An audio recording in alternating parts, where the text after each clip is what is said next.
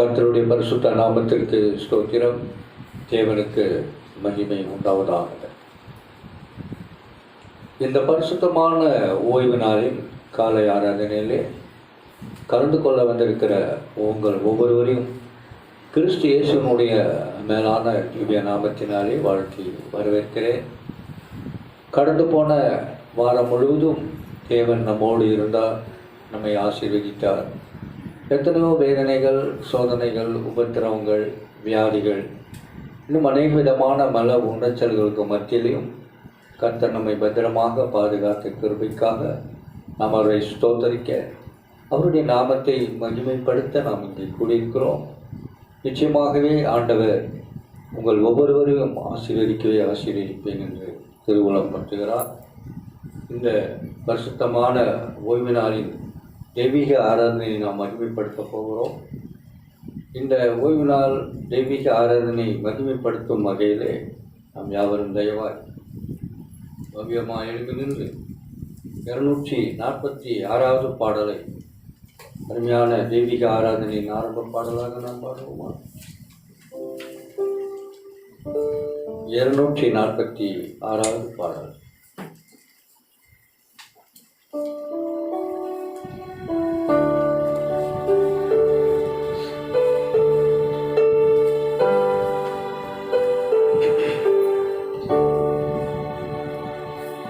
நான் உம்மை பற்றி ராஜ்யம் விபேதமடையேன், பேரன்பை குறித்தாட்டவும் நான் சாட்சி கூறுவேன். சிலுவை அண்டையில் நம்பி வந்து நிற்கையில்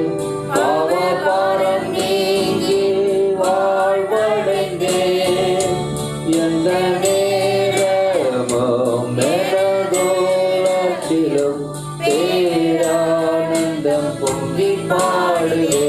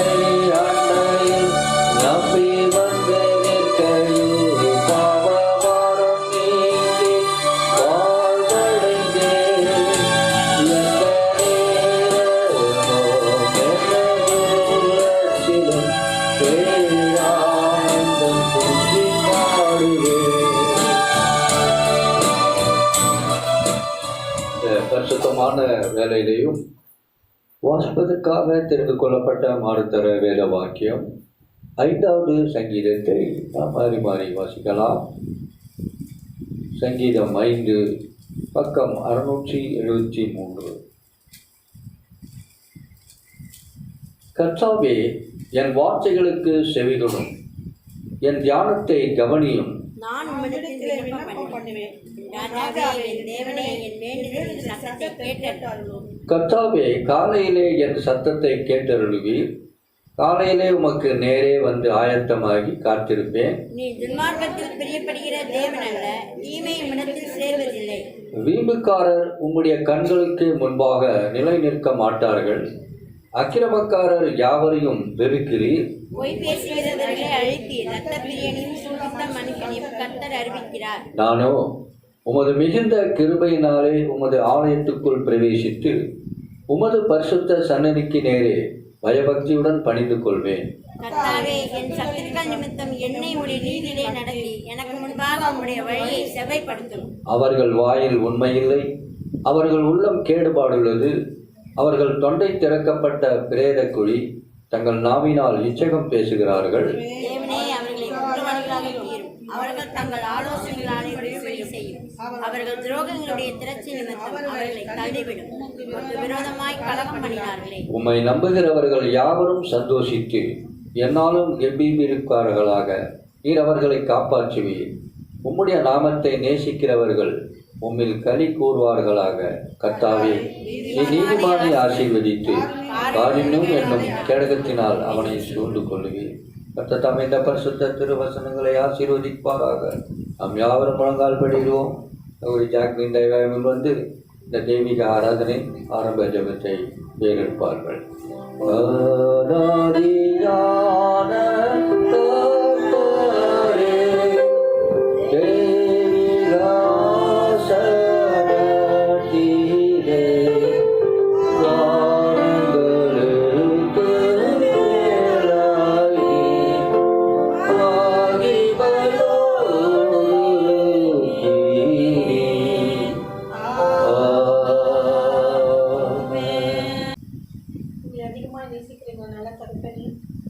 அருமையான ஓய்வு நாளை எங்கள் கண்கள் காண செய்த உடைய கிருபைக்காக உங்களுக்கு கொடான ஸ்தோத்திரம் அப்பா.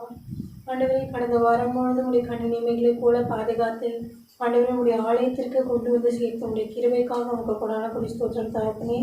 எங்களுடைய எல்லா வித சூழ்நிலைகளிலும் நீர் எங்களோடு கூட இருந்து வழிநடத்தி வந்திருக்கிறீர். அதற்காக உங்களுக்கு கொடான ஸ்தோத்திரம் தகப்பனே. எங்களுடைய பாவங்கள், குற்றங்கள், குறைகள் ஒரு விஷயம் இடத்திலே நாங்கள் தாழ்த்துகிறோம். நீரே அதை மன்னித்து எங்களை ஏற்றுக்கொள்ளுமாறு நாங்கள் ஜெபிக்கிறோம் தகப்பனே. இது இந்த ஓய்வு நாளிலும் எங்களுக்கு மன மகிழ்ச்சியான இந்த நாளிலே ஆண்டவரே, நீர் எங்களுக்கு கொடுத்தமைக்காக உங்களுக்கு கொண்டாட ஸ்தோத்திரம் தகப்பனே. நீர் வருமளவும் இதை நாங்கள் ஆசீர்வதிக்க ஆண்டவரே, எங்களுடைய இருதயத்திலே நீர் எங்களோடு கூட இருந்து பேச வேண்டுமா நாங்கள் ஜெபிக்கிறோம் தகப்பனே. ஆண்டவரே, இது இந்த ஓய்வு நாளின் ஆசீர்வாதத்தை நாங்கள் பெற்றுக்கொள்ள வந்திருக்கிறோம். வரத்திலிருந்து நீர் ஆசீர்வாதத்தை தரும்படியாய் நாங்கள் ஜெபிக்கிறோம் தகப்பனே. ஆண்டவரே, எங்களுக்கு ஒரு அருமையான பாடங்களை நீர் கற்றுக் கொடுத்து வந்திருக்கிறீர் தகப்பனே. ஆண்டவரை, கல்வி மூலியமாக நாங்கள் அருமையான பாடங்களை கற்றுக்கொண்டு கொண்டிருக்கோம் அப்பா. ஆண்டவரே, நீர் எங்களுக்கு நியாய பிரமாணத்தின் மூலம் கற்றுக் கொடுக்கிற ஒவ்வொரு பாடங்களுக்காக உமக்கு கொடான ஸ்தோத்திரம் தகப்பனே. ஆண்டவரை, நாங்கள் எங்களுடைய எல்லாவற்றையும் குறித்து மேன்மை பாராட்டாமல் ஆண்டவருடைய கிருபை மட்டுமே எங்களுக்கு போதும் என்று நாங்கள் முழு இருதயத்தோடும் முழு ஆத்மாவோடும் நாங்கள் விசுவாசத்துடன் நாங்கள் இருக்க நீர் எங்களுக்கு கிருபை தாங்க தகப்பனே. ஆண்டவரை, இப்பொழுது நாங்கள் தெய்வீக ஆராதனைக்குள்ளாக வந்திருக்கோம் அப்பா. உடைய கிருபை எங்களோடு தொடர்ந்து வழிநடத்துங்கப்பா. பேசப்போகிற தாசரை மறைத்து நீர் எங்களுக்கு பரத்திலிருந்து மன்னாவை கொடுக்க போகிறதுக்காக உனக்கு நன்றி தகப்பனே. ஆண்டவரை, நாங்கள் கேட்கிற ஒவ்வொரு வார்த்தையிலும் ஆண்டவரை, இந்த காதல் வாங்கி மற்ற காதல் விட்டுவிடாத படிக்க அதை எங்களுடைய வாழ்க்கையிலே நாங்கள் பிரயோஜனப்படுத்திக் கொள்ள நீர் கிருபை தாங்க தகப்பனே. நாங்கள் கடைசி காலங்களிலே வாழ்ந்து கொண்டிருக்கிறோம் என்பதை உணர்ந்த பிள்ளைகளாக ஒவ்வொருவருடைய மனதிலும் நீர் பேசும்படியாக நாங்கள் ஜெபிக்கிறோம் தகப்பனே. உங்களுடைய திரு வசனங்களாலே எங்களுடைய வாழ்க்கையை நிரப்பப் போவதற்காக உங்களுக்கு கொடான ஸ்தோத்திரம் தகப்பனே. ஆண்டவரே, இந்த இக்கட்டான சூழ்நிலைகளும் ஆண்டவரே, எங்களுக்கு எவ்வளோ ஒரு கஷ்டங்கள் துன்பங்கள் இருந்த போதிலும் தகப்பனே, ஆண்டவரே, உங்களுடைய திரு வசனங்களாலே நாங்கள் வாழ்ந்து கொண்டிருப்போம் தகப்பனே. அதற்காக உங்களுக்கு கொடான ஸ்தோத்திரம் தகப்பனே. நீர் எங்களுக்கு வைத்திருக்கிற சமாதானத்தை நாங்கள் உணர்கிறோம் அப்பா. அதற்காக உங்களுக்கு நன்றி ஆண்டவரே. நீரே பொறுப்பேற்று நடத்துங்க அப்பா. மீதியான நேரங்கள் உடைய கரத்தை ஒப்படைக்கும், ஆசீர்வதித்து பலப்படுத்தும், காத்துக்கொள்ளும், வழிநடத்தும். கர்த்தர் இயேசு நாமத்தின் மூலம் ஜெபம் கேளும் எங்கள் ஜீவனுள்ள நல்ல தகப்பனே. ஆமென்.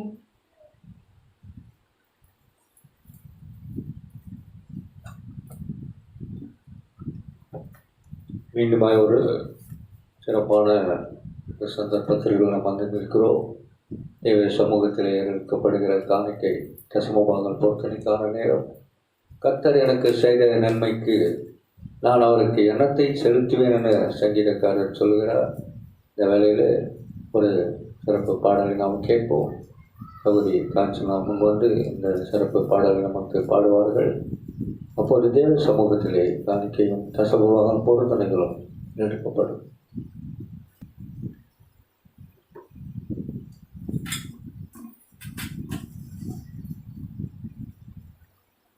ஆதாரம் நீதானையா, ஆதாரம் நீதானையா, காலங்கள் மாற கவலைகள் தீர காரணம் நீதானையா, காலங்கள் மாற கவலைகள் தீர காரணம் நீதானையா, ஆதாரம் நீதானையா,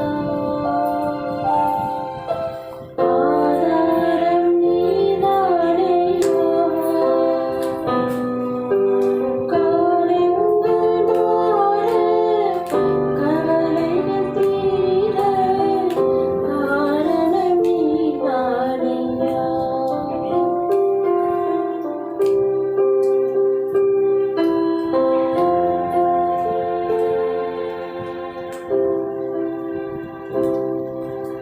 உலகத்தில் என்னென்ன ஜெயங்கள் கண்டேன் நான் இந்நாள் வரை. உலகத்தில் என்னென்ன ஜெயங்கள் கண்டேன் நான் இந்நாள் வரை. ஆனாலும் ஏனோ நிம்மதியில்லை, குழப்பங்கள் நிறைகின்றன. ஆனாலும் ஏனோ நிம்மதியில்லை, குழப்பங்கள் நிறைகின்றன. என் இறைவா, ஆதாரம் நீதானையா, ஆதாரம் நீதானையா, காலங்கள் மாற கவலைகள் தீர காரணம் நீதானையா.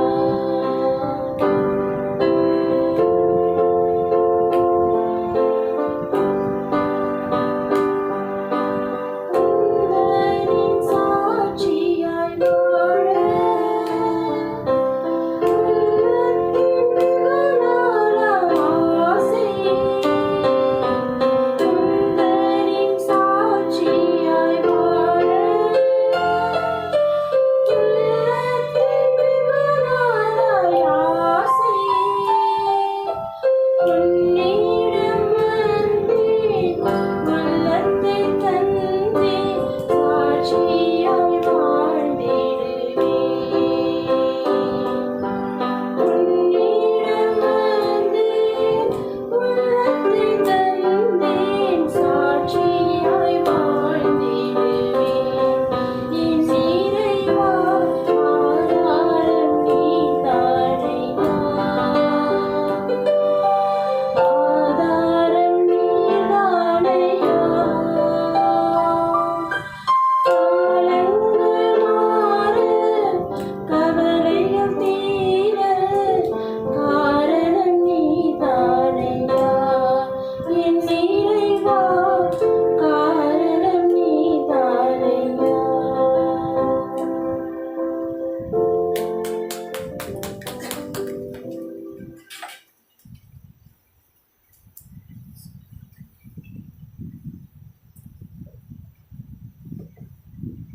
நல்ல ஒரு அருமையான பாடலை கேட்டோம். பாடலை பாடிய சகோதரி கர்த்தர் ஆசீர்வதிப்பார். கிறிஸ்துவின் சார்பாக நன்றி.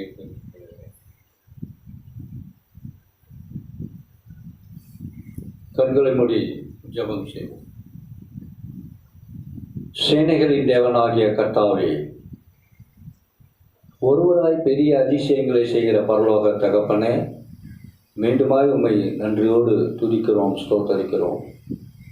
இம்மட்டுமாய் காத்த தேவாதி தேவன் இனியும் எங்களோடு தகப்பனே வாசம் செய்து எங்களை ஆசீர்வதித்து எங்களை வழிநடத்த வரப்போவதற்காக ஸ்தோத்தரிக்கிறோம் தகப்பனே. ஆண்டவரே, எங்களுடைய பாவங்கள், எங்களுடைய அக்கிரமங்கள், எங்களுடைய மீறுதல்கள் அநேகம். ஆனாலும் தகப்பனே, அவை எல்லாவற்றையும் நீர் தயவாய் மன்னிக்க வேண்டுமாய் இந்த காலை வேளையிலே கெஞ்சுகிறோம். எங்களை பரிசுத்தப்படுத்தும் ஆண்டவரே. நாங்கள் ஏறெடுக்கும் ஒவ்வொரு ஜெபங்களையும் ஆண்டவரை உன்னிப்பாய் கேட்டு நீர் பதில் கொடுக்க போவதற்காக ஸ்தோத்தரிக்கிறேன். நாங்கள் கடந்து போன நாட்களில் எல்லாம் நிர்மூலமாகாமல் இருப்பது உம்முடைய சுத்த கிருபை என விசுவாசிக்கிறோம். உம்முடைய இரக்கங்களுக்கு முடிவில்லை ஆண்டவரே. துதிகளின் மத்தியிலே வாசம் செய்கிறீர் ஆண்டவரே. இந்த நேரத்தில் ஒரு சிறு சபையாக கூடியிருக்கிற எங்களை நீர் ஒருமிசை பரலோகத்திலிருந்து உற்று நோக்கும் தகப்பனே. இந்த திருச்சபை நீர் ஆசீர்வதியும் தகப்பனே. மாத்திரமல்லாமல் திருச்சபை உறுப்பினர்களை ஆசீர்வதியும். பலவிதமான வேதனைகள், வியாதிகள், கஷ்டங்கள், நெருக்கடிகள், பணப்பற்றாக்குறைகள், கடன் பாரன்கள், இன்னும் அநேக விதமான போராட்டங்களுக்கு மத்தியிலும் தகப்பனே, உம்முடைய வார்த்தை என்ற தகப்பனே மன்னாவுக்காக ஓடோடி வந்து இது அமர்ந்து தகப்பனே அவருடைய உள்ளத்தின் வார்த்தைகளையும் வேண்டுதல்களையும் மண்டையிலே தகப்பனே சமர்ப்பிக்கும் பொழுது பரலோகத்தின் தேவன் உன்னிப்பாய் கேட்டு அதற்கிறதான ஒவ்வொருவருடைய இன்னல்களையும் நீக்கி பரிபூர்ண மெய் சமாதானத்தையும் சந்தோஷத்தையும் நீர் கொடுப்பீர் என விசுவாசிக்கிறோம் தகப்பனே. இந்த ஸ்தலத்திலே ஏறெடுக்கப்படுகிற ஜெபங்களுக்கு என்னுடைய செவிகள் ஆவலாக இருக்கிறது என்று தகப்பனே நீர் நாளாகமத்திலே சொல்லியிருக்கிறீர். அப்படியாக ஜெபங்கள் எல்லாம் தயவாக கேளும் தகப்பனே. வந்திருக்கிறதான ஒவ்வொரு குடும்ப தலைவர்களையும் ஆசீர்வதியும். அவருடைய தேவைகளை சந்தியும் தகப்பனே. பிரச்சனைகளுக்கு மத்தியிலே வந்திருக்கிற ஒவ்வொரு குடும்ப தலைவரும் இந்த நாளிலே விசேஷ ஆசீர்வாதத்தினால் நிரப்பி அவருடைய பிரச்சனைகளை நீர் தீர்க்கப் போவதற்காக ஸ்தோத்திரம் தகப்பனே. விசேஷமாக பற்றாக்குறை, கடன் பாரங்கள் தகப்பனே, பொருளாதார நெருக்கடிகள், இன்னும் ஆண்டவரை அநேக வழியில் சொல்ல முடியாத தகப்பனை பிரச்சனைகள் இருந்தாலும் கர்த்தாவே பரலோகத்திலிருந்து இந்த ஜெபத்தை கேட்டு ஆண்டவரை ஒவ்வொரு குடும்ப தலைவர்களுடைய இன்னல்களை போக்கி பரிசுத்த சமாதானத்தையும் சந்தோஷத்தையும் நீர் கொடுப்பீர் என விசுவாசிக்கிறோம் தகப்பனே. ஸ்தோத்திரம். அப்படியாக முதிய தாயார்களுக்காக ஜெபிக்கிறோம். அவர்களுக்கு நல்ல சுகத்தையும் பலத்தையும் தீர்க்காயுஷும் கட்டளிடும் தகப்பனே. ஸ்தோத்திரம். ஆண்டவரே, விசேஷ ஆசீர்வாதத்தை தகப்பனே குழந்தைகளுக்கு நீ வைத்திருப்பதற்காக ஸ்தோத்திரம். சிறு பிள்ளைகளை ஆசீர்வதிப்பா. அவர்களுக்கு நல்ல சுகத்தையும் பலத்தையும் தீர்க்காயுஷும் கட்டளிடும். இந்த கொள்ளை நோய் பாதிப்பிலிருந்து தகப்பனே பரிசுத்த ஆவியானவர் அவர்களுக்கு விடுதலை கொடுக்க வேண்டுமாறு கேட்டுகிறோம் தகப்பனே. ஸ்தோத்திரம். ஆண்டவரே தகப்பனே, திருமணமாகியும் குழந்தை பேர் இல்லாத தம்பதிகளுக்காக ஜெபிக்கிறோம் ஆண்டவரே. ஏற்ற உற்பவ காலத்திலே தகப்பனே அவர்களுக்கு ஒரு நல்ல குழந்தை பேரினை கொடுத்து அந்த குடும்பத்தை நீர் கட்டப்போவதற்காக ஸ்தோத்திரிக்கிறோம் தகப்பனே. நிச்சயமாக நீர் இப்படிப்பட்டதான சமயத்திலே ஆண்டவரே குடும்பங்களை கட்டுவீர் என விசுவாசிக்கிறோம். கர்த்தர் வீட்டை கட்டாராகி கட்டுகிற ஒரு பிரயாசம் விருதா என வாசிக்கிறோம். இப்படியாக சீக்கிரமாக பிள்ளை பேர் இல்லாத குடும்பங்களிலே பிள்ளை பேரை கட்டளிடும் ஆண்டவரே. ஸ்தோத்திரம் தகப்பனே. இந்த வேலையிலே வியாதிஸ்தர்களுக்காக ஜெபிக்கிறோம். அருமையான தகப்பனே, வியாதியினால் இருக்கிற ஒவ்வொரு அருமையான பிள்ளைகளும் நீர் வியாதியிலிருந்து அப்புறப்படுத்த வேண்டுமாறு கெஞ்சுகிறோம் தகப்பனே. ஸ்தோத்திரம். சுகபலனையும் தீர்க்காயுஷையும் அவர்களுக்கு தாரும் தகப்பனே. நன்றி ராஜா. படிக்கின்ற பிள்ளைகளுக்கு நல்ல ஞானத்தை தாரும் தகப்பனே. படித்து நெட்டுக்குடி பிள்ளைகளாக உம்முடைய ஊழியத்தை தாங்கக்கூடிய, உம்முடைய ஊழியத்தை விளக்கக்கூடிய மக்களாக அவர்களை மாற்றும் தகப்பனே. ஸ்தோத்திரப்பா. இந்த நாளிலே தகப்பனே ஏறெடுக்கப்பட்ட காணிக்கைகள், தசமமாக பொருத்தனைகளை ஆசீர்வதி. கொடுத்த கரங்களுக்கு நூறத்தனையான ஆசீர்வாதங்களால் நிரப்பும் ஆண்டவர் தகப்பனே. இந்த வேலையிலே வரப்போகிற இந்த வாரங்களிலே நடைபெறப் போகிற திருமணங்களுக்காக ஜெபிக்கிறோம். திருச்சபை ஊழியர்கள் குடும்பங்களிலே உறுப்பினர் குடும்பங்களில் நடைபெறுகிற திருமணங்களை நீர் ஆசீர்வதியும் தகப்பனே. நல்லபடியாக அந்த திருமணத்தை ஒழுங்குபடுத்தி நடத்த வேண்டுமாய் கெஞ்சுகிறோம். இயற்கையின் சீற்றங்களை மட்டுப்படுத்த வேண்டுமாய் கெஞ்சுகிறோம் தகப்பனே. தேவையில்லை தகப்பனே. காணிக்கை கொடுத்த ஒவ்வொரு கரங்களையும் நீ மென்மேலும் ஆசீர்வதியும் தகப்பனே. அருமையான தேவனே கர்த்தாவே, அதோ ஏழை விதவையின் தகப்பனை காணிக்கையை அங்கீகரித்து நீர் ஆசீர்வதித்த என்று வாசிக்கிறோம் தகப்பனே. இப்படியாக தகப்பனே இதோ கொடுத்த பிள்ளைகளுடைய ஒவ்வொரு கரங்களையும் ஆசீர்வதி. எட்டத்தனையான நூறத்தனையான ஆசீர்வாதம் அந்த குடும்பங்களை நிரப்ப மாட்டவர். ஒரு தேவ செய்திக்காக எங்களுடைய செய்திகள் அவலாக இருக்கிறது. பரலோகத்தின் தேவன் பரலோகத்திலிருந்து நீர் பேசும். ஆயத்தப்படுத்தப்பட்ட செய்தியை நீர் ஆசீர்வதித்து தர வேண்டுமா? இயேசுவின் நாமத்தில் கேட்கிறேன் பரிசுத்தமுள்ள பிதாவே, ஆமென்.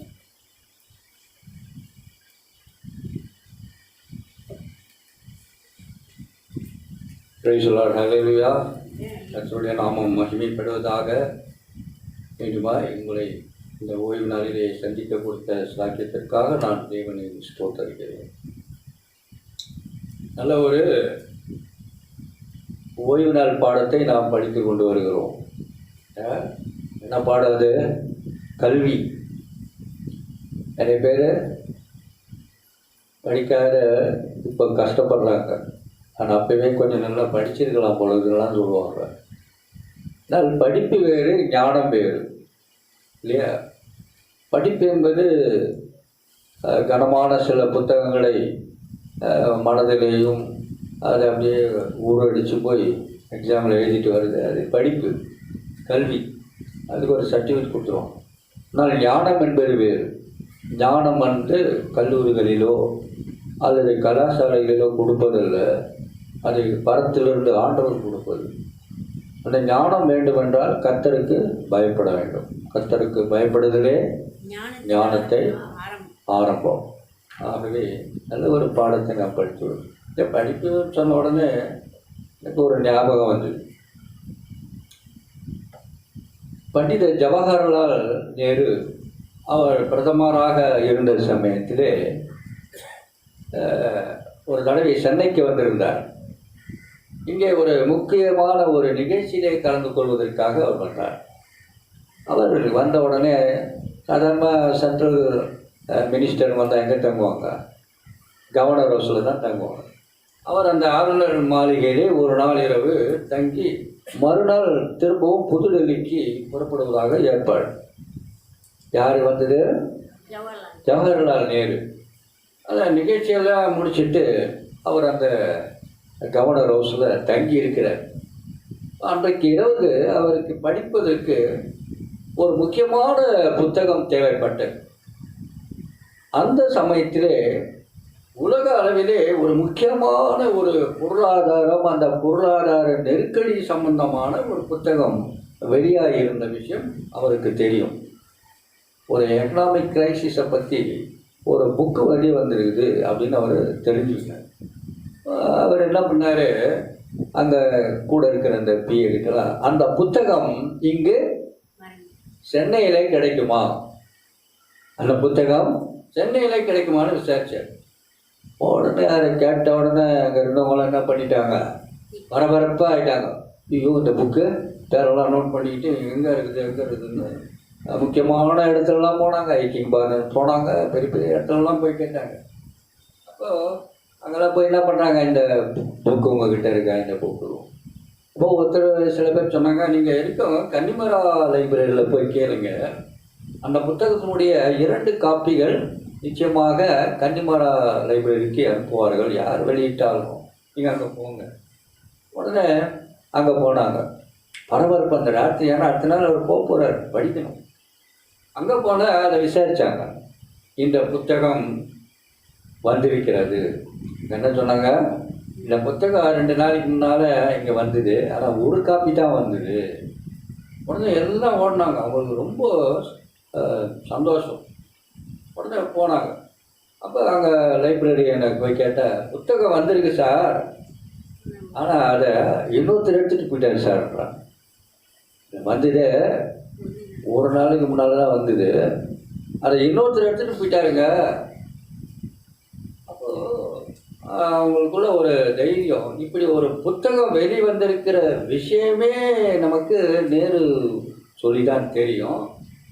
அதுவும் இல்லாமல் உலக பொருளாதாரம் சம்பந்தமான ஏதோ ஒரு புத்தகம் அது.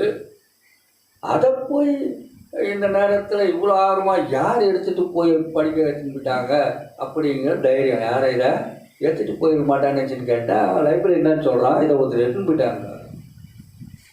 இவருக்குன்ட்டு நேருக்கு என்ன நேருக்கு மாத்திரமே தெரிந்திருக்கிற அந்த புத்தகம், அந்த விஷயம் சென்னையில் இன்னொருத்தருக்கும் தெரிஞ்சிருக்குது அப்படின்னு எல்லாருக்கும் பரபரப்பாக அந்த லைப்ரரி ரிஜிஸ்டரை போடட்டினாங்க. யார் எடுத்துன்னு போய்க்கிறாங்க, நம்ம ஒரு ரிஜிஸ்டர் மெயின்டைன் பண்ணுவோம். அதை பார்த்து யாருக்கு இப்போ எடுத்துன்னு போய்க்கிறாங்க தெரிஞ்சுக்கிட்டு அவங்கக்கிட்ட போயாவது நம்ம அதை வாங்கிட்டு வந்துடலாங்கன்னு போனோம். ஆனால் அந்த புத்தகத்தோட பேர், பக்கத்தில் அதை எடுத்துகிட்டு போனவங்க கையெழுத்து எல்லாத்தையுமே உத்து பார்க்குறாங்க. பார்த்தா அதில் என்ன எழுதிக்குது, CN அண்ணாதுரை அப்படின்னு. யார் அவர்? பேரறிஞர் அண்ணா. அவர் எடுத்துன்னு போய்கிறார். நேரு படிக்க விரும்பிய அந்த புத்தகத்தை அதே நேரம் விரும்பி படிக்க வேண்டிய ஒரு இன்னொரு தலைவர் அவருக்கு முன்னாலேயே அங்கே எடுத்துன்னு போய் படிக்கிறார். படிக்கிறதுக்கு முன்னால் அவர் எங்கேருந்து படிக்கிறாருன்னா, அடையார் ஹாஸ்பிட்டலில் அவர் நோய்வாய்ப்பட்டிருக்கிறார். அங்கே படுத்துன்னு படிக்கிறார். முக்கியமான ஒரு ஆப்ரேஷன் செய்ய வேண்டிய ஒரு சூழ்நிலை. இப்போ அமெரிக்காவிலேருந்து டாக்டர் மில்லர் அங்கே வந்திருக்கிறாரு. அவர்கிட்ட கேட்குறாரு, டாக்டர் இன்றைக்கி நீங்கள் செய்ய வேண்டிய இந்த ஆப்ரேஷனை தயவுசெய்து நீங்கள் நாளைக்கு நீங்கள் செய்யுங்க அப்படின்ற. அப்போ அவர் என்ன சொன்னார், ஏன் ஏதாவது நான் பார்க்குறீங்களான்னு கேட்டார். என்னையா நான் போய் நான் பார்ப்பேனா? அதெல்லாம் இல்லையா, ஒரு புத்தகத்தை படிச்சுட்டு இருக்கேன், அந்த நாளைக்குள்ளே நான் முடிச்சிடுவேன், அதுக்கப்புறம் நான் ஆப்ரேஷனில் இறந்தாலும் எனக்கு கவலை இல்லை அப்படின்ட்டு. அவர் தான் அறிஞர் அண்ணா. சங்ககால நூல்களிலேருந்து சமீபத்திய நூல்கள் எல்லாம் அவர் படிச்சிருக்கிறார். அதனால் எங்களுக்கு என்ன தெரியுதுன்னா, இந்த கல்வி படிக்கிற ஆர்வம் எப்படிப்பட்ட ஒரு ஆர்வம் பாருங்க. நான் சாகிறதுக்கு முன்னாலேயாவது இந்த படிப்பை, இந்த புத்தகத்தை நான் படிச்சிடுறேன். எனக்கு அருமையான கர்த்தருக்குள் பிரியமான தேவஜனமே. அதனால் இந்த கல்வி பிச்சை புகினும் கற்கை நன்றே அப்படின்றாங்க. அவங்க என்ன காலேஜுக்கு போய் படித்தாங்க, அவங்க எழுதுனதெல்லாம் இன்னைக்கு சிலபஸ். எனக்கு அருமையான தேவஜனமே, இந்த பரிசுத்தமான ஓய்வு நாளிலே பரலோகத்தின் தேவன் பரலோகத்திலிருந்து நம் மத்தியிலே பேச அவர் வாஞ்சையாக இருக்கிறார். அவர் என்ன பேச வாஞ்சையாக இருக்கிறார் வாசிக்கலாம். எபிரேயர் புத்தகம் 11ஆம் அதிகாரம் 4வது வசனம், 307வது பக்கம். எபிரேயர் 11:4. விசுவாசத்தினாலே ஆபேல் காயினுடைய பலியிலும் மேன்மையான பலியை தேவனுக்கு செலுத்தினான். அதனாலே அவன் நீதிமான் என்று சாட்சி பெற்றான். அவனுடைய காணிக்கைகளை குறித்து தேவனே சாட்சி கொடுத்தார். அவன் மரித்தும் இன்றும் பேசுகிறான். அல்லேலூயா. ஆண்டவர் இந்த வேலை, இந்த அருமையான ஓய்வு நாளிலே இந்த பரிசுத்த ஆவியானவரால் அருளப்பட்ட வேத புத்தகத்தின் மூலமாக உங்கள் மத்தியிலே பேச அவர் வாஞ்சையாக இருக்கிறார். நமக்கு பக்கத்திலேயே நின்று கொண்டு நம்மையே கவனித்து கொண்டு நம்முடைய வாழ்க்கையிலே அக்கறை கொண்ட ஒரு அருள்நாதர் இயேசு நமக்கு இருக்கிறார். என் வாழ்க்கையிலே துயரம், என் வாழ்க்கையிலே கஷ்டம், என் வாழ்க்கையில் அநேக பிரச்சனை என்று ஒருவேளை நீங்கள் அப்படிப்பட்ட ஒரு மனநிலையோடு நீங்கள் கடந்து வந்திருந்தால், ஆண்டவர் இந்த வசனங்களின் மூலமாக உங்களிடத்திலே பேச அவர் வாஞ்சையாக இருக்கிறார். விசுவாசத்தினாலே ஆபேல் காயினுடைய பலியிலும் மேன்மையான பலியை தேவனுக்கு செலுத்தினார். அதனாலே அவன் நீதிமான் என்று சாட்சி பெற்றான். அவனுடைய காணிக்கைகளை குறித்து தேவனே சாட்சி கொடுத்தார். அவன் மரித்தும் இன்றும் பேசுகிறான். இந்த வசனத்தை ஆழமாக நாம் பார்க்கும் பொழுது அங்கு அந்த கடைசி வாக்கியம் என்னுடைய ஆராய்ச்சிக்காக மனநிலையை நான் மிகவும் யோசித்து பார்க்கும் பொழுது, அவன் மரித்தும் இன்றும் பேசுகிறான். இன்னைக்கும் பேசுகிறான்னு எபிரேயர் வாக்கியம் மிக அழகாக சொல்லியிருக்கிறார். அவன் மரித்தும் இன்றும் பேசுகிறான். அருள்நாதர் இயேசு கிறிஸ்து மத்தேயு நற்செய்தி நூலிலே 23ஆம் அதிகாரம் 25ஆம் வசனத்திலே ஆபேலை குறித்துதான அவரும் ஒரு சாட்சி சொல்லுகிறார். 23:35 36 பக்கம். நீதிமானாகிய ஆபேலின் இரத்தம் முதல் தேவாலயத்துக்கும் பலிபீடத்துக்கும் நடுவிலே நீங்கள் கொலை செய்த பாகியாவின் குமாரனாகிய சகரியாவின் இரத்தம் வரைக்கும் பூமியின் மேல் சிந்தப்பட்ட நீதிமான இரத்தப்பழியெல்லாம் உங்கள் மேல் வரும்படியாக இப்படி செய்வீர்கள். அருளாளர் இயேசு கிறிஸ்துன்னு சொல்றார், எபிரேயர் ஆகியோரும் சொல்றார். அப்போ இங்கே ஆபேலை குறித்து பார்க்கும் பொழுது, ஆபேல் என்றால் சுவாசம் என்று அர்த்தம். ஆபேல் என்றால் சுவாசம். இங்கே வேதத்திலே பார்க்கிறோம், அவன் இறந்தும் பேசுகிறான், செத்து போயும் பேசிட்டு இருக்கானா, இன்னைக்கும் பேசுறானா. இறந்து போன பின்பும் பேசுவனாக இருக்கிறார் ஆபேல். விசுவாசம் நிறைந்தவராக சித்தரிக்கப்படுகிறார். அப்படின்னா இங்கே ஆபேல் எதை விசுவாசித்தார்? இந்த உலகத்தின் முதல் குடும்பம் எதை விசுவாசித்தது? விசுவாசிக்கும்படி தேவன் எதை அவர்களுக்கு வெளிப்படுத்தினார்? இந்த 3 கேள்விகளுக்கு நாம் மிக விரைவாக பதில் தெரிந்துவிட்டு நாம் முடிக்கலாம். ஆபேல் எதை விசுவாசித்தார்? உலகத்தினுடைய முதல் குடும்பம் எதை விசுவாசித்தது? விசுவாசிக்கும்படி தேவன் அந்த முதல் குடும்பத்திற்கு எதை வெளிப்படுத்தியது? இறந்தும் பேசுறான். இதை நாம் பார்ப்பதற்கு முன்னால் இங்கு ஒரு காட்சியை பார்க்கலாம். ஆதியாகமம் புத்தகம் 4ஆம் அதிகாரத்தை தீர்த்து கொள்ளுங்கள். ஆதியாகமம் 4ஆம் அதிகாரத்திலே இங்கு ஒரு மிக முக்கியமான நிகழ்ச்சியை நாம் பார்க்கிறோம். 3ஆம் வசனத்திலிருந்து நாம் பார்க்கும் பொழுது, சில நாள் சென்ற பின்பு காயின் நிலத்தின் கனிகளை கர்த்தருக்கு காணிக்கையாக கொண்டு வந்தான். ஆபேலும் தன் மந்தையின் தலையீற்றுகளிலும் அவைகளில் கொழுமையான சிலவற்றையும் கொண்டு வந்தான். ஆபேலையும் அவன் காணிக்கையும் கர்த்தர் அங்கீகரித்தார். காயினையும் அவன் காணிக்கையும் அவர் அங்கீகரிக்கவில்லை. காயினுக்கு மிகவும் எரிச்சல் உண்டாகி அவன் முகநாடி வேறுபட்டது. அப்போ இங்கே கர்த்தர் ஆபேலின் காணிக்கையை ஏற்றுக்கொண்டதினால் காயின் பொறாமை கொள்கிறார். பொறாமை பாவத்தினுடைய இன்னொரு பெயர் பொறாமை, கோபத்தினுடைய இன்னொரு பெயர் பொறாமை.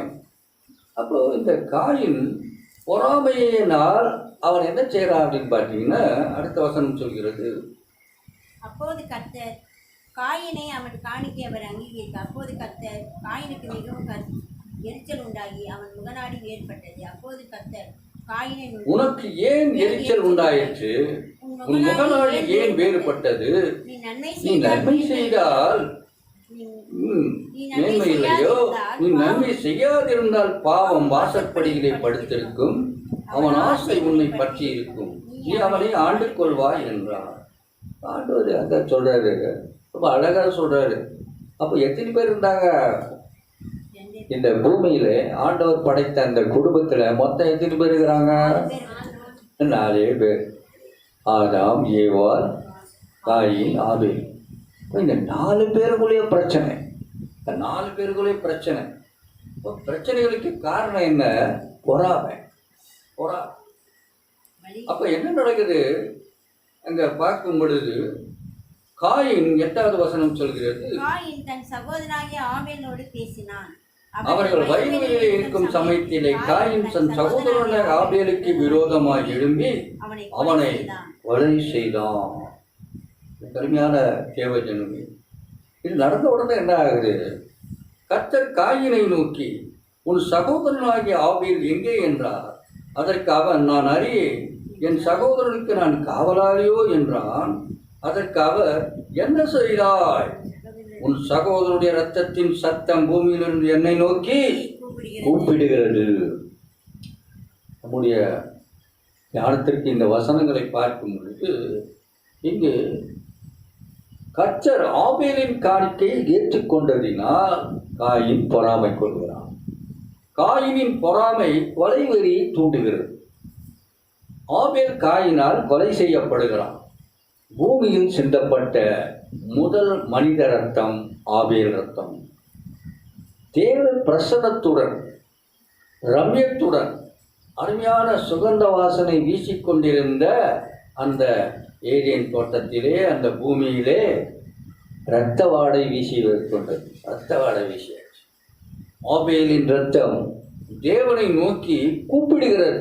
அவர் சொல்றார், எங்கே ஆபேல்னு சொன்னால் இவர் ரொம்ப சாட்டாச்சோட நானா காவலாளியான அவரே தெரிகிறார். ஒரு 4 பேர். இப்போ அந்த பிசாசு எப்படி உள்ள அந்த குடும்பத்தில் ஏவாள் மூலமாக நுழைஞ்சிருக்கேன், அதுதான் பார்க்கணும். நான் காவலாளியோ? வேதத்திலே பார்க்கும் பொழுது ஆபேல் அவருடைய ரத்தம் தேவனை நோக்கி கூப்பிடுகிறது. அங்கு ஆவியானவர் சொல்லுகிறார், இறந்தும் இன்றும் பேசிக்கொண்டிருக்கிறான் ஆபேல். இங்கு ஆபேலின் ரத்தம் தேவனை நோக்கி கூப்பிடுகிறது. வேதத்திலே பார்க்கும் பொழுது ஆபேல் வாயை திறந்து ஒரு வார்த்தையும் பேசினதாக தகவல் இல்லை. எங்கே பார்த்தீங்கன்னா ஆபேல் ஒரு வார்த்தையோட பேசல. ஆனால் ஆபேலுடைய ரத்தம் பூமியிலிருந்து வானத்தை நோக்கி கூப்பிடுகிறது. அதான் பார்த்தேன், இவருக்கு எப்படி இந்த அளவுக்கு கூப்பிடுற அளவுக்கு, இந்த அளவுக்கு எப்படி ஒரு நாலேஜு. அப்புறம் சரித்திரத்துக்கு போகிறதுக்கு முன்னால் இங்கே ஒரு நாலேஜ் தேவை இல்லையா? கூப்பிடுறதுக்கு, பேசுறதுக்கு ஒரு அறிவு தேவை இல்லையா? அது எப்படி அது அப்படின்னு பார்த்தா தான், அப்போ தான் இந்த பரலோக கல்வி அந்த ஒயிட்டம்மையாருடைய அதெல்லாம் பார்க்கும் பொழுது, மெய்யான கல்வி என்பது பூமியிலே உருவாக்கப்பட்ட அந்த முதல் குடும்பத்திற்கு ஆண்டவராகிய இயேசு கிறிஸ்து அந்த சிலபஸை தயார் பண்ணியிருக்கிறார். மெய்யான கல்வி என்பது சரீரம், மனம் மற்றும் ஆவிக்குரிய வல்லமைகளின் ஒரு ஒருங்கிணைந்த வளர்ச்சி ஆகும். இது மாணவனை இவ்வுலக சேவையின் சந்தோஷத்துக்காகவும் வரப்போகிற அந்த உலகத்தினுடைய பரந்த சேவையின் உயரிய சந்தோஷத்துக்காகவும் ஆயத்தப்படுகிறது என்று எஜுகேஷனலில் இந்த பேஜ் நம்பர் 1 ஒயிட்டம்மையார் சொல்கிறாங்க. இப்போ இந்த பரலோக கல்வி இல்லாத இந்த உலக கல்வி என்னதான் படித்தாலும் இந்த உலக கல்வி இந்த உலக சீரழிவுக்குத்தான் வழி நடத்துமே ஒழிய நல்வழிக்கு அது வழி நடத்தார். அப்படி என்றால் தேவன் இந்த பூமியிலே மனிதனை படைக்கும் பொழுதே ஒரு அருமையான பாடசாலையும் அங்கே வைத்து விட்டார். ஒரு ஸ்கூலையும் சொல்லிட்டார். அந்த ஸ்கூல் எது அப்படின்னு சொன்னால், முதலாவது பள்ளிக்கூடம் ஏதேன் தோட்டம். அப்போ அதில் மாணவர்கள் யார்? ஆதாம், ஏவாள். இவங்க 2 பேரும் மாணவர். அதில் யார் டீச்சரு, வாத்தியார்? தேவன், ஆவியானவர்.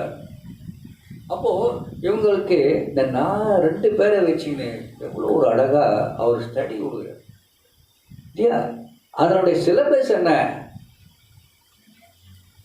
முதலாவது உடல், பொருள், ஆவி. அதுதான் இந்த சிலபஸ். ஃபிசிக்கல் எஜுகேஷன், அதாவது சரீர ரீதியான கல்வி. ஆண்டவர் இந்த பிள்ளைகளுக்கு முதலாவது சரீர ரீதியாக கல்வி. என்ன கல்வி கொடுத்தாரு? Physical education. 16ஆம் அதிகாரம் 2ஆம் அதிகாரம் 15வது வசனம் ஆதியாகமத்திலே 2:15. மனுஷனை ஏதேன் தோட்டத்தில் அழைத்துக் கொண்டு வந்து அதை பண்படுத்தவும் காக்கவும் வைத்தார். இதுதான் ஃபிசிக்கல் எஜுகேஷன்.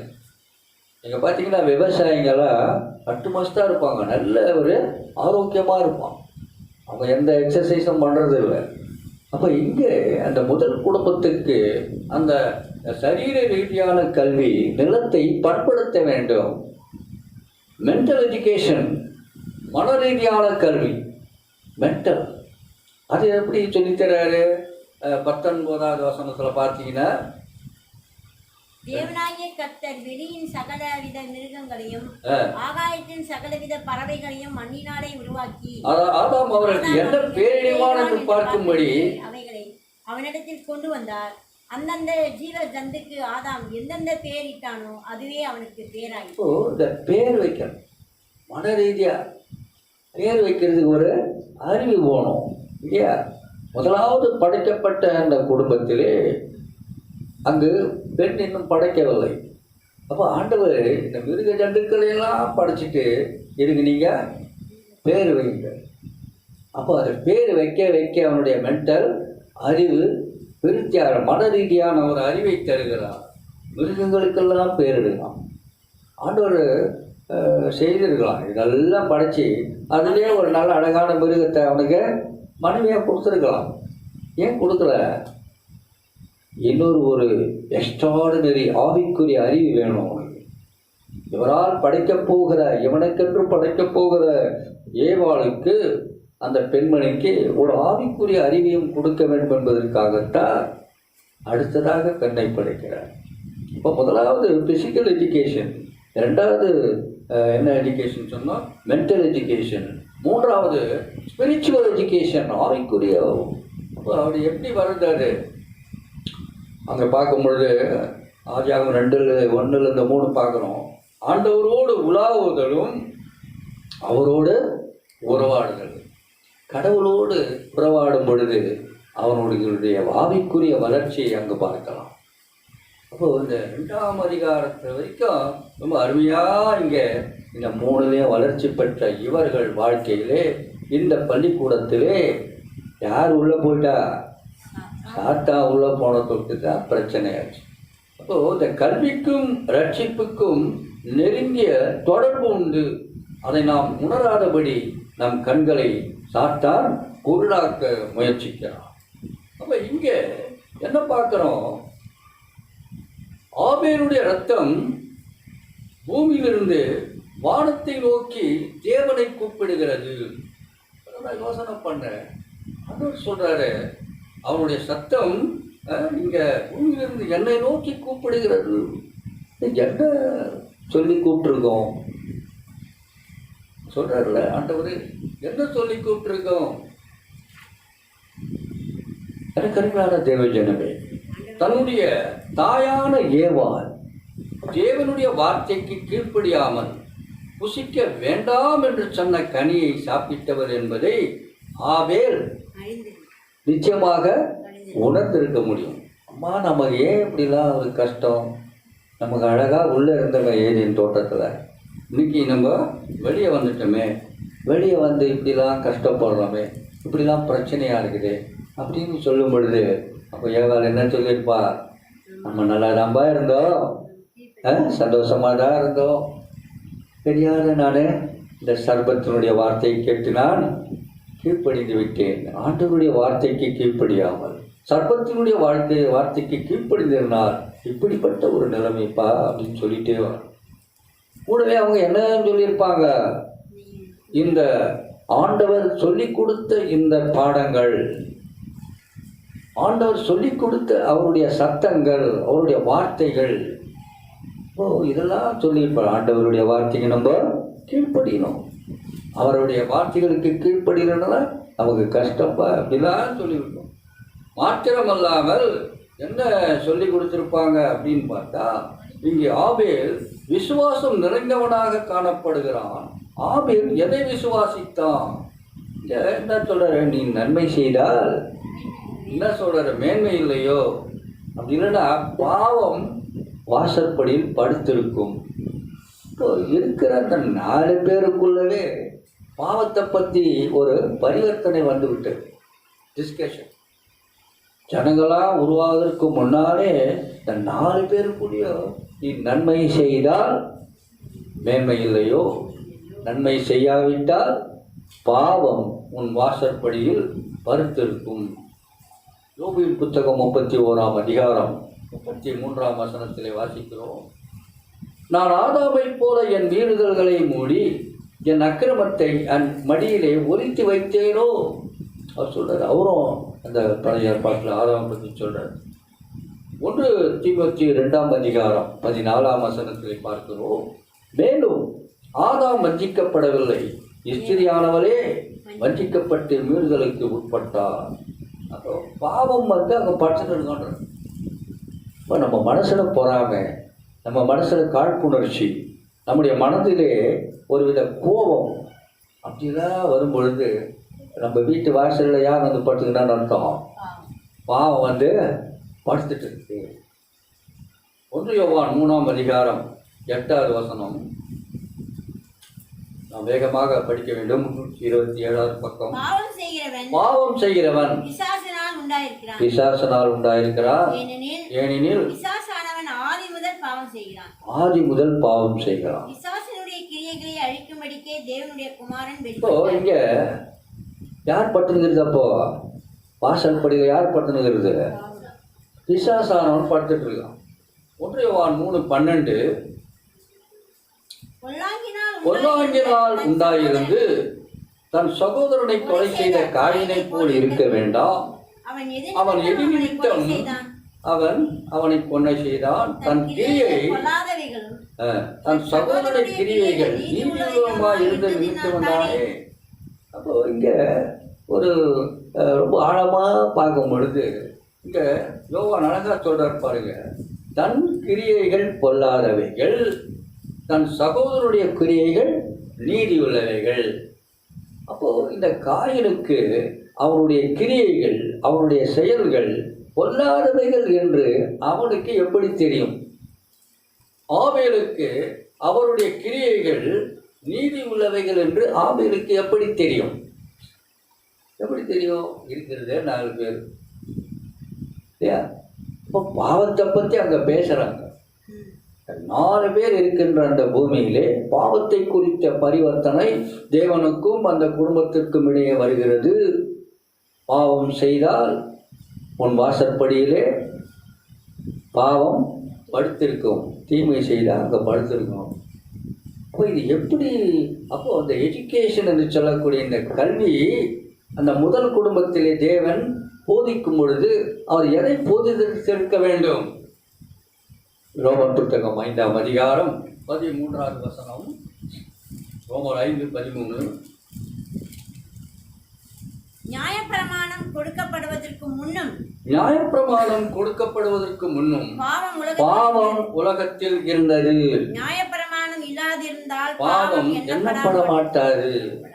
இப்போ விசேஷமா பிற்பாடு வரப்போகிற உன்னுடைய ஜனசந்ததிக்கும் உம்முடைய கூட்டத்திற்கும் திரளான உன் வித்துக்களிலிருந்து பிறக்கப் போகிற ஜாதிகளுக்கும் எப்படிலாம் நடக்கணும், எப்படிலாம் நடக்கக்கூடாதுன்னு ஆண்டவர் இந்த பரிசுத்த வேத எழுத்துக்களை, அப்போ இங்கே வேதம் சொல்கிறது நியாயப்பிரமாணம் கொடுக்கப்படுவதற்கு முன்னும் பாவம். அப்போது நம்மளாம் என்ன நினைக்கிறோம்? இந்த நியாயப்பிரமாணம் இந்த சீனாய் மலை மேலே தான் கொடுத்தேன்னு சொல்லி நினைக்கிறேன். ஆனால் இங்கே உலகத்தினுடைய முதல் பள்ளிக்கூடமான அந்த ஆதாம் ஏவாளை மாணவர்களாக கொண்ட அந்த பள்ளிக்கூடத்திலே போதிக்கப்பட்டது தான் இந்த பரிசுத்த கட்டளைகள். உபாகமம் 4ஆம் அதிகாரம் 11லிருந்து 13 வசனங்களை நாம் வாசிக்கும் பொழுது, நீங்கள் சேர்ந்து வந்து மலையின் அடிவாரத்தில் நின்றீர்கள். அந்த மலையின் நீங்கள் கை கொள்ள வேண்டும் என்று ஒழுங்கா படிங்க. 4ஆம் அதிகாரம் 13. வேற யாராவது படிங்க. 11 வாசிங்க. நீங்கள் சேர்ந்து வந்து மலையின் அடிவாரத்தில் நின்றீர்கள். அந்த மலையில் வானத்தை அளாவிய அக்னி ஏறிய இருளும் மேகமும் அந்தகாரமும் சூழ்ந்தது. அந்த அக்னியின் நடுவிலிருந்து கர்த்தர் உங்களோடு பேசினார். வார்த்தையின் சத்தத்தை கேட்டீர்கள். அந்த சத்தத்தை நீங்கள் கேட்டீரே என்று ஒரு ரூபத்தையும் காணவில்லை. நீங்கள் கை கொள்ள வேண்டும். கட்டளையிட்ட 10 கற்பனைகளாகிய தம்முடைய உடன்படிக்கை அவர் உங்களுக்கு அறிவித்து அவைகளை 2 கற்பனைகளிலே எழுதினார். தேவனாகிய கர்த்தர் சீனாய் மலைமேல் மோசேக்கு 2 கற்பனைகளிலே தன் விரல்களால் எழுதி கொடுத்த 10 கட்டளைகள் ஏற்கனவே பூமியில் மனிதன் படைக்கும் பொழுதே ஏதேனில் வழங்கப்பட்ட கட்டளைகள் தான். இந்த கட்டளைகளை அங்கே ரோமர்கள் என்ன பார்க்குறோம்? அழகா சொல்றாரு, நியாயப்பிரமாணம் கொடுவதற்கு முன்னாலும் பாவம் உலகத்தில் இருந்தது. அப்போ நியாயப்பிரமாணம் இருந்ததுனால தான் அது பாவம். நாங்கள் சொல்லுற கொலை செய்கிறது பாவம் எப்படி தெரிஞ்சுது? கொலை செய்யாதிருப்பாயாக என்ற அந்த நியாயப்பிரமாணம் அந்த ஏதேனுடைய பாடசாலையிலே சொல்லி கொடுத்ததினால்தான் அது பாவம் என்று அங்கே தெரிய வருது. கருமையான கர்த்தருக்குள் பிரியமான தேவஜனங்கள், இந்த பரிசுத்தமான ஓய்வு நாளிலே ஆகவேதான் நினைப்பாயாக அப்படின்ட்டு பரிசுத்த 7ஆம் நாள் ஓய்வு நாள் என்று நினைப்பாயாக. மறந்து போயிட்ட, அதனால நினைப்பாயாக இந்த ஓய்வு நாள். ஆபேல் தேவனுடைய கற்பனைகளை அறிந்திருக்கிறான். ஆபேல் தேவனுக்கு கீழ்ப்படுகிறவன், தேவனுடைய பிரமாணத்துக்கு கீழ்ப்படுகிறான், விசுவாசித்து நடக்கிறான். விசுவாசத்தோடே நிறுத்தி கொள்ளாமல் கிரியையுடன் நடப்பிக்கிறான். யாக்கோபு 2:26 வாசிக்கிறோம், அப்படியே ஆவியில்லாத சரீரம் செத்ததாயிருக்கிறது போல கிரியை இல்லாத விசுவாசமும் செத்ததாயிருக்கிறது. அப்போ இந்த ஆவியின் அர்த்தம் அங்கே பேசுது. ஆண்டவர் என்ன பேசும்? ஆண்டவரே, நீர் எங்களுக்கு கொடுத்த பிரமாணம், நீர் எங்களுக்கு கொடுத்த அந்த பரிசுத்தமான 10 கட்டளைகள், கொலை செய்யாதிருப்பாயாக என்று போட்டிருக்கிறேன். ஆண்டவரே, நான் எந்த பாவமும் செய்யவில்லை. என் வாழ்க்கையிலே நான் ஒரு ஆடு மேய்ப்பவனாக இருந்து வந்தேன். ஆண்டவரே, எதையுமே செய்யாத என்னை என்னுடைய சகோதரன் கொலை செய்து விட்டானே. ஆண்டவரே, நீர் சொல்லியிருக்கிறீர் ஆண்டவரே, உங்களுடைய பிரமாணத்திலே கண்ணுக்கு கண், பல்லுக்கு பல், உயிருக்கு உயிர் என்று சொல்லியிருக்கிறீர். ஆண்டவரே, இரத்தத்திற்கு இரத்தம் என்று சொன்னீரேன். என் சகோதரனை குறித்து உங்களுடைய விசாரிப்பு என்ன? அப்படித்தானே கேட்டிருந்தோம். ஆபேலுடைய ரத்தம் நீதியை கேட்டிருக்கோம். இந்த கற்பனைகளின்படி நடக்கலைன்னா அவனுக்கு கொடுக்கக்கூடிய தண்டனை சட்டத்தின்படி அது நீதியை கேட்கிறது. இதனை கேட்கும். நீர் இப்படிலாம் சொல்லிட்டு போய் என்ன ஒன்றுமே இல்லாத இந்த என் வாழ்க்கையில் செத்துட்டு ஆண்டவரே, இனி நான் எப்படி ஆண்டவரே? ரத்தம் அங்கே பேசுகிறது. இந்த காலத்தில் இதிகாசத்தில் பார்க்கும் பொழுது அந்த பழைய ஏற்பாட்டு காலத்திலே அந்த சாவு மகனுடைய ரத்தம் என்ன பேசுமா? குடிக்கத்தா பழிக்கு படின்னு கத்துவான். அதனாலே அந்த ரத்தத்தினுடைய தாகம் அடங்குவதற்குள்ள என்ன பண்ணுறாங்களாம்? யார் கொலை பண்ணான்னு அவனை சாவடிச்சிடும்.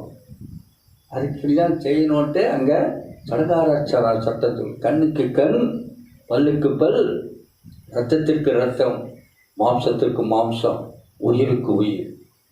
இதுதான் சடங்கார சட்டம். இந்த சடங்கார சட்டத்தின்படி ஆபேலின் ரத்தம் ஆண்டவரை நோக்கி நீதி கேட்கிறது.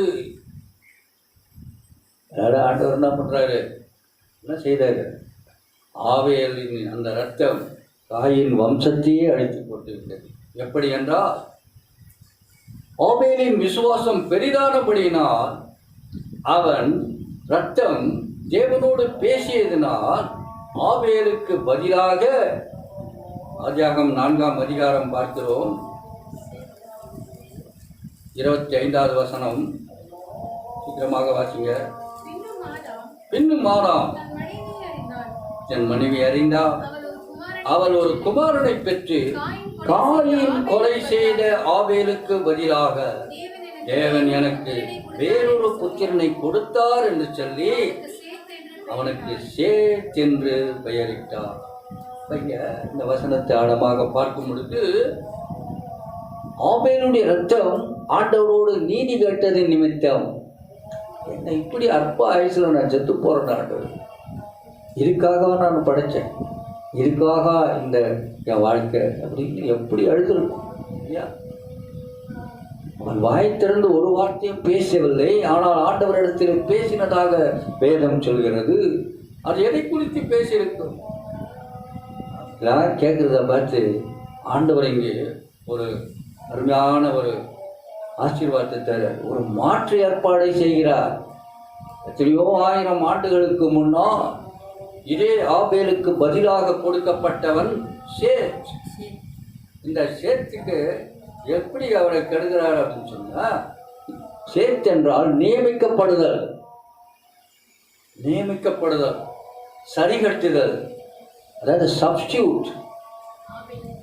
ஆபேலுக்கு பின்னால் என்று வருவாமல் ஆபேலுக்கு பதிலாக ஆண்டவர் என்ன அருமையாக அங்கே கொடுக்கிறார். இந்த சேத்தின் வம்சத்தில்தான் நோவாவின் குடும்பம் உதயமாகிறது.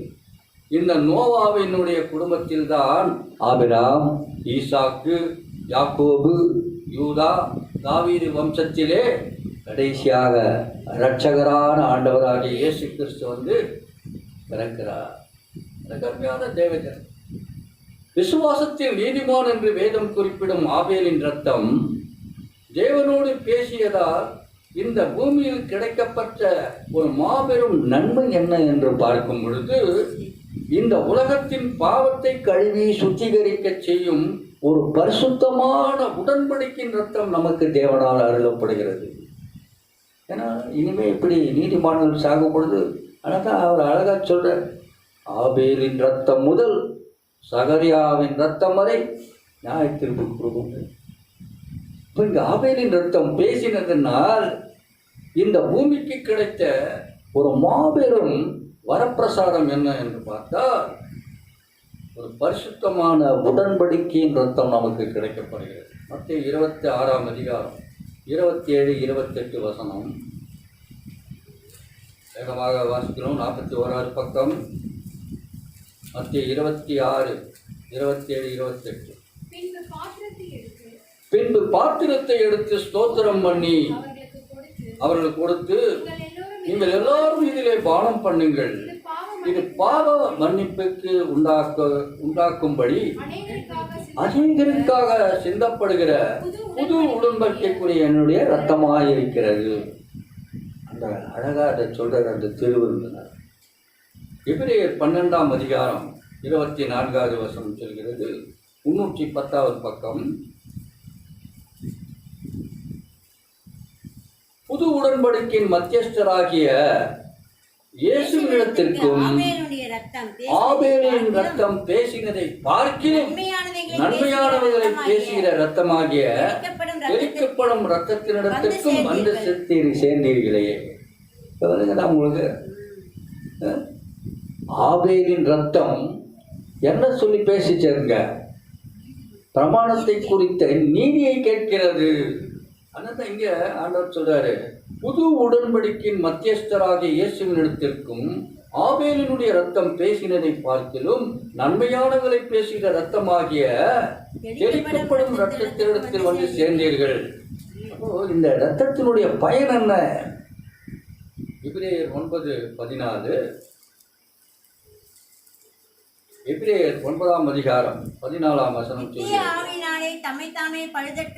நித்திய ஆவியினாலே தம்மைத்தாமே பழுதற்ற பலியாக தேவனுக்கு ஒப்பு கொடுத்த கிறிஸ்துவினுடைய ரத்தம் ஜீவனுள்ள தேவனுக்கு ஊழியம் செய்வதற்கு உங்கள் மனசாட்சியை செத்த கிரியைகளை சுத்திகரிப்பது எவ்வளவு நிச்சயம். இயேசு கிறிஸ்துவினுடைய ரத்தம் 10வது வசனம் 10:10, இயேசு கிறிஸ்துவினுடைய ரத்தம் ஒரே தரம் பலியிடப்பட்டதினாலே அந்த சித்தத்தின்படினால் பரிசுத்தமாக்கப்படுகிறோம். என்னோட பாவம், என்னோட அக்கிரமம், என்னுடைய மீறுதல், ஆண்டவரே நான் இப்படியே வாழ்ந்துட்டு இருக்கிறேன், என் பாவம் எப்போ ஆண்டவரே போகும்? நான் ஆபேலை போல நீதி கேட்கவில்லை ஆண்டவரே, முதலாவது என்னுடைய பாவத்திலிருந்து எனக்கு விடுதலை தாரும் ஆண்டவரே. அந்த ஆண்டவர் சொல்றாரு, நாம் பரிசுத்தமாக்கப்படுவது ஆபேலுடைய இரத்தத்தை பார்க்கிலும் நன்மையானதை பேசுகிற கிறிஸ்துவின் ரத்தம். எபிரேயர் புத்தகம் 10ஆம் அதிகாரம் 19-20 வசனங்களை வாசிக்கலாம். ஆகையால் சகோதரரே, நாம் பரிசுத்த ஸ்தலத்தில் பிரவேசிப்பதற்கு புதிதும் ஜீவனமான மார்க்கத்தை நமக்கு உண்டு பண்ணபடியினால் அந்த மார்க்கத்தின் வழியாய் பிரவேசிப்பதற்கு அவருடைய இரத்தத்தினாலே நமக்கு தைரியம் உண்டாயிருக்கிறபடியாலும் தேவனுடைய வீட்டில் அதிகாரியான மகா ஆசாரியர் நமக்கு ஒருவர் இருக்கிறபடியாலும். அப்போ இங்கே இந்த வசனத்தை பார்க்கும் பொழுது தமது மாம்சமான திரையின் வழியாக புதிதும் ஜீவனமான மார்க்கத்தை நமக்கு அவருடைய ரத்தம் உண்டு பண்ணினது. எனக்கு அஞ்சான தேவஜனம். எபேசியர் 2:13 சொல்கிறது, முன்னே தூரமாயிருந்த நீங்கள் இப்பொழுது கிறிஸ்துவின் ரத்தத்தினால் சமீபமானீர்கள். எனக்கு அஞ்சான தேவஜன், ஆபேலின் ரத்தம் தேவனுடைய பிரமாணத்தை முன்வைத்து நீதி கேட்டது. தேவன் என்ன பண்ணாரு? தேவன் அதுக்கு பதிலாக சேர்த்த சேர்த்த கொடுத்தாரு. அவ்வளோதானா? அதுக்கப்புறம் என்ன பண்ணாரு? இயேசு கிறிஸ்துவினுடைய ரத்தம் தேவன் ஒட்டுமொத்தமாக இந்த பூமி முழுவதுமே ஜலப்பிரளயத்திலே அழித்து போட்டார்.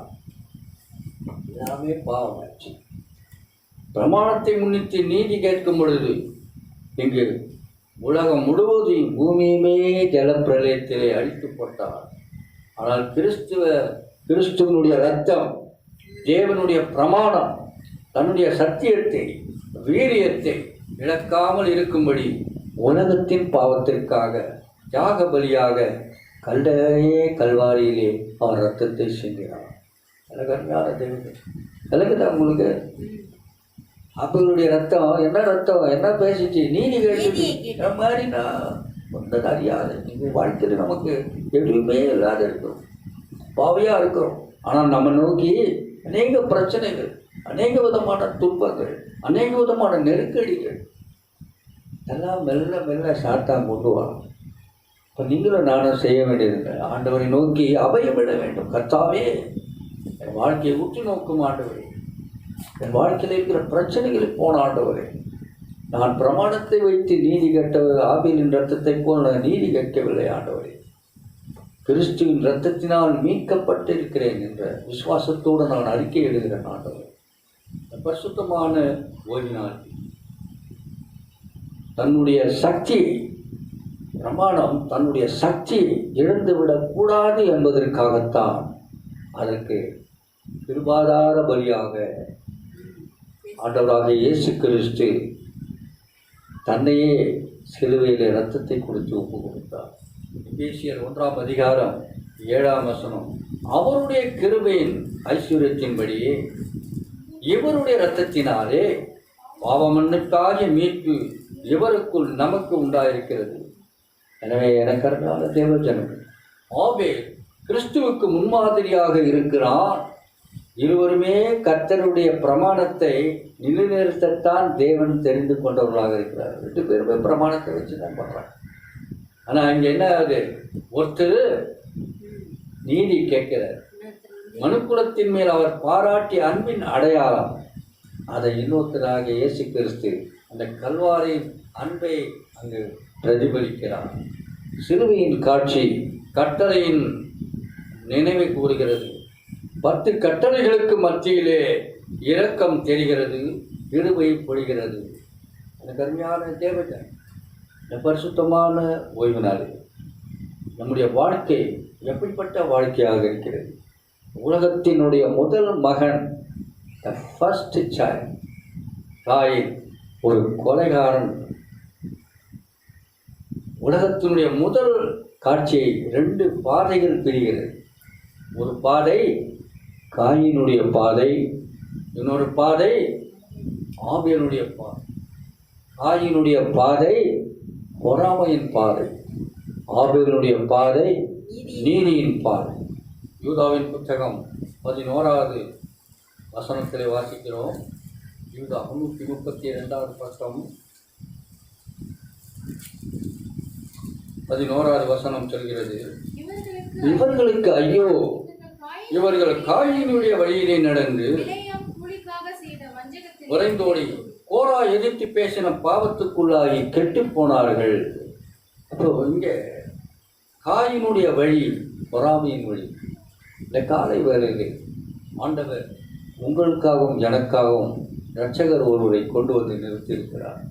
உலகமே ஒருவித பாதிப்புகள் இருந்தாலும், இல்லை உலகமே ஒருவித சங்கட நிலையில் இருந்தாலும், உங்களுக்காகவும் எனக்காகவும் வைத்திருக்கிற அந்த மகா மேன்மையான ரட்சிப்பு நிச்சயமாக தேவன் நமக்கு கிருபையாக கொடுக்கிறார்.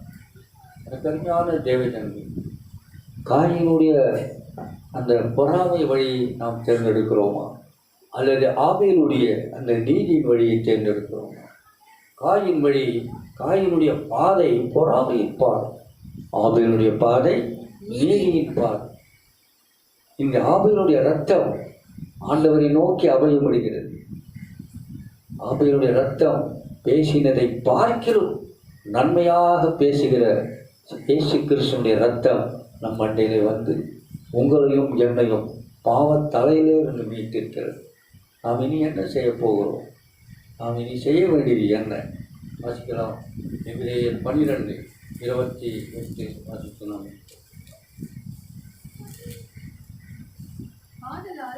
ஆதலால் அசைவில்லாத ராஜ்யத்தை பெறுகிறவர்களாகிய நாம் பயத்தோடும் பக்தியோடும் தேவனுக்கு பிரியமாய் ஆராதனை செய்யும்படி கிருபையை பற்றிக்கொள்ள கடவுள். நம்முடைய தேவன் பட்சிக்கிற அக்னியாய் இருக்கிறார். கருமையான தேவஜன் பரிசுத்த ஓய்வு நாளின் மகத்துவத்தை புரிந்து கொண்டவர்களாக கிறிஸ்து நமக்காக அவர் தன்னுடைய சொந்த இரத்தத்தை சிந்தினதின் நோக்கம், அவர் நமக்காக கிருபாதார பலியாக சிலுவையிலே மரித்ததின் நோக்கம், நாம் ரட்சிப்படைய வேண்டும், அவருடைய பரம காணலிலே பிரதர்சிக்க வேண்டும், அவருடைய வருகையிலே பங்கு கொள்ள வேண்டும். அதற்கு நீங்களும் நானும் செய்ய வேண்டும். அசைவில்லாத அந்த ராஜ்யத்தை பெறுகிறவர்களாகிய நாம் பயத்தோடும் பக்தியோடும் தேவனுக்கு பிரியமாய் ஆராதனை செய்யும் நம் கிருபையை பற்றிக் கொள்வோம். கர்த்தர் இந்த திருவசனங்களை ஆசீர்வதிப்பாராக. ஜெபம் செய்வோம். கிருபை நிறைந்த ஆண்டவரே, இந்த வசனத்தின் மூலமாக இந்த நாளிலே இடைப்பட்டதற்காக ஸ்தோத்திரிக்கிறோம். தாப்பனே செய்தியை எங்கள் உள்ளத்திலே ஆழ பதிவு இயேசு நாமத்தில் கேட்கிறோம். பரிசுத்தமுள்ள பிதாவே, ஆமென்.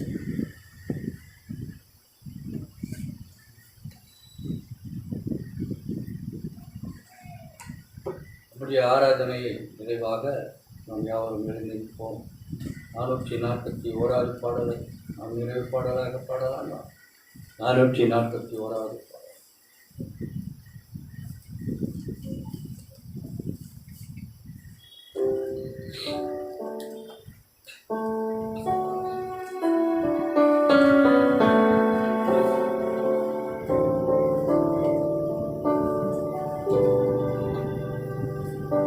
ரட்சகா உம்மை பின்செல்வேன்,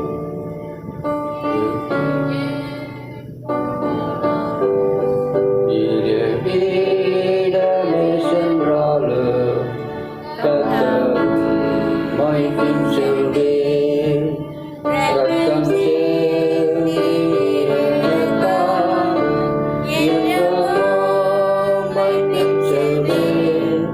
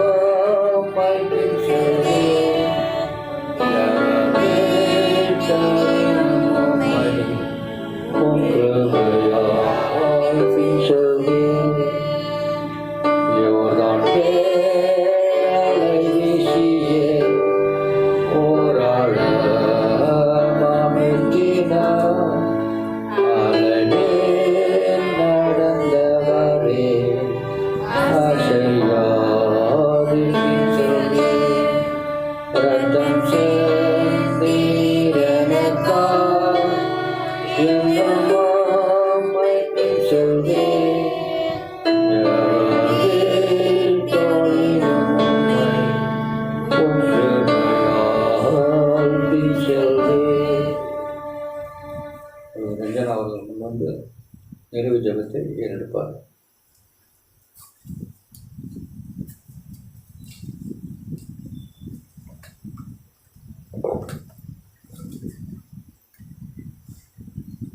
மகா கிருபையும் இரக்கமும் நிறைந்த எங்கள் அன்பு தகப்பனே, ஸ்தோத்திரம் ஆண்டவரே. பரிசுத்தமான ஓய்வு நாளுக்கும் ஆண்டவராக இருக்கிற எங்கள் அன்பு கர்த்தாவே, இந்த அருமையான பரிசுத்தமான நாளிலே எங்களை எல்லாரையும் கூடி வர செய்த கிருபைக்காக உமக்கு ஸ்தோத்திரம் ஆண்டவரே. எத்தனை கஷ்டங்கள், கவலைகள், பிரச்சனைகள், போராட்டங்கள் இருந்தாலும் கர்த்தர் எங்களோடு நீர் கூட இருந்து எங்கள் ஒவ்வொருவரையும் ஆண்டவரே நீர் வழிநடத்தி ஆசீர்வதித்து ஆண்டவரே உம்முடைய திரு சமூகத்துக்கு நேராக எங்களை வழிநடத்தினதற்காக உமக்கு நாங்கள் கோடான கொடி ஸ்தோத்திரத்தை ஏறெடுக்கிறோம் தகப்பனே. நீரே அதிசயமானவரும் ஆலோசனை கர்த்தரும் ஆண்டவரே சமாதானத்தின் பிரபுவாக இருப்பதற்காக உமக்கு ஸ்தோத்திரம் ஆண்டவரே. இந்த வேலையில கூட ஆண்டவரே எங்களுக்கு அருமையான செய்தியை நீர் கொடுத்ததற்காக உமக்கு நாங்கள் நன்றி செலுத்துகிறோம். பரலோகத்திலிருந்து உமது தாசன் மூலமாக அருமையான செய்தியை நீர் கொடுத்தீங்க ஆண்டவரே. அந்த செய்தியை நாங்கள் கேட்கும்போது கர்த்தாவே நீர் எவ்வளோ பெரிய போதகராக இருக்கிறீர் என்பதை நாங்கள் அறிந்து கொண்டிருக்கிறோம் கர்த்தாவே. ஆம்ராஜா, உம்மை போல ஒரு அதிகாரமுடையவராய் ஆண்டவரே பேசுவதற்கும் ஆண்டவரே சொல்லுவதற்கும் இந்த உலகத்தில் நீரே உமக்கே நிகர் நீரே தகப்பனே.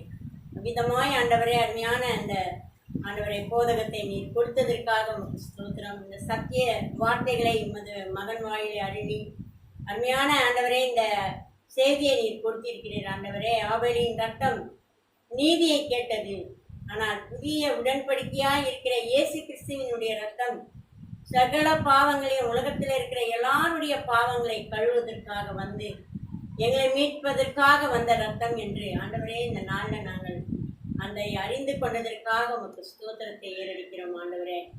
ஆம்ராஜா, ஒரு சிறிய குடும்பமாக இருந்த அந்த ஏதேன் தோட்டத்தில் கர்த்தாவே எப்படி ஆண்டவரே ஒரு நீதியாக இருந்த அந்த ஆபேல் ஆண்டவரே தன்னுடைய ரத்தம் என்னை அந்த பூமியிலிருந்து என்னை நோக்கி கூப்பிடுகிறது என்று இயேசு கிறிஸ்துவானவர் ஆபேலின் ரத்தத்தை குறித்து மிகவும் வேதனையோடு சொல்லும்போது கர்த்தாவே பிதாவாகிய தேவன் தன்னுடைய சொந்த குமாரனையே இந்த உலகத்துக்கு அனுப்பி உலகத்தில் இருக்கிற எல்லாருடைய பாவங்களை சுமந்து தீர்க்கிற தேவாட்டுக்குட்டியாய் உடன்படிக்கை ரத்தமாக ஆண்டவரே இந்த உலகத்துக்கு கொடுத்தவரே ஆண்டவரே.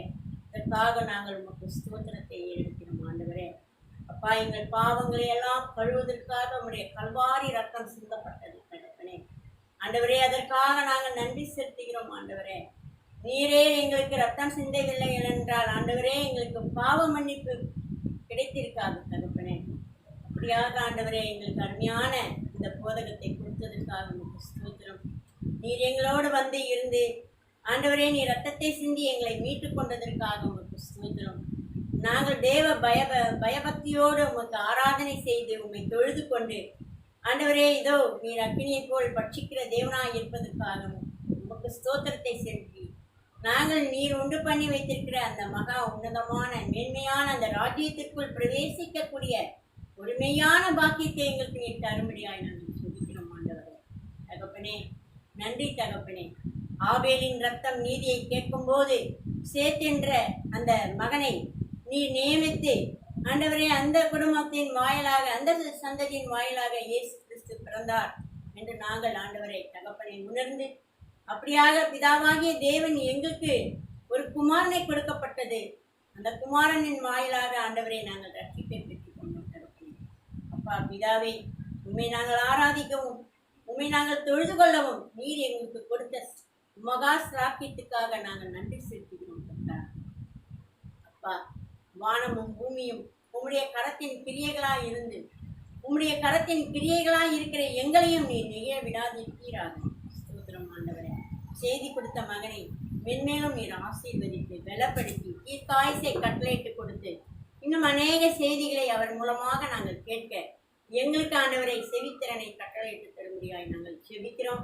நாங்கள் கேட்பது மாத்திரம் இல்லை, நாங்கள் அந்த ரட்சிப்பை பெற்றுக்கொண்டு ஒவ்வொரு நாளும் அந்த ரட்சிப்பிலே நாங்கள் களி கூர்ந்து மகிழ்ச்சி அடையக்கூடிய பாக்கியத்தை எங்களுக்கு தந்தர முடியாது நாங்கள் செபிக்கிறோம். வந்திருக்கிற பெரியோர் முதல் சிறியவர் வரையில் சின்ன பிள்ளைங்கள் முதல் ஆண்டவரே பெரியோர்களாக இருக்கிறவர்கள் ஆண்டவரே முதியவர்களுக்காக கூட நாங்கள் விசேஷமாக நாங்கள் செபிக்கிறோம்.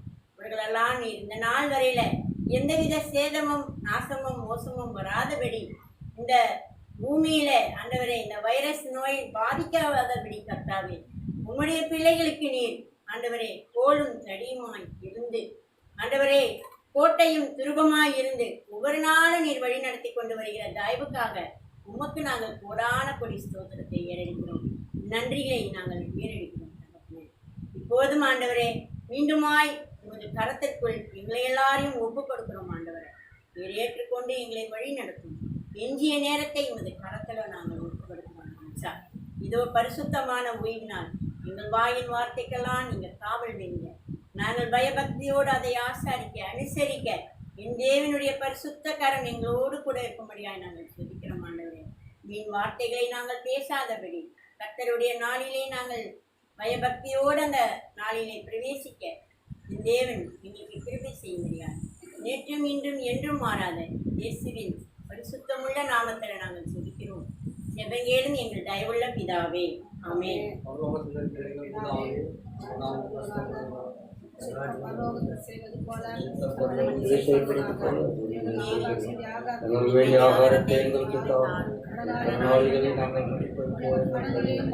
எங்களை சோதனை பிரவேசிக்க செய்யாமல் தீமையிலிருந்து ராஜ்யம் வல்லமை என் ஆத்மாவை கர்த்தரை ஸ்தோத்திரி, என் உள்ளமே பரிசுத்த நாமத்தை ஸ்தோத்திரி.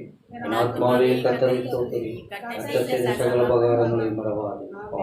நம்முடைய கர்த்தராகிய இயேசு கிறிஸ்துவின் கிருபை, பிதாவாகிய தேவனுடைய அன்பும் பரிசுத்த ஆவியானவருடைய ஐக்கியம் சிநேகமும் என்றும் என்றும் சதா சர்வ காலங்களிலும் நம் அனைவரோடும் இருப்பதாக. ஆமென். தேவாசீர்வாதத்தோடு அடியாரை அனுப்ப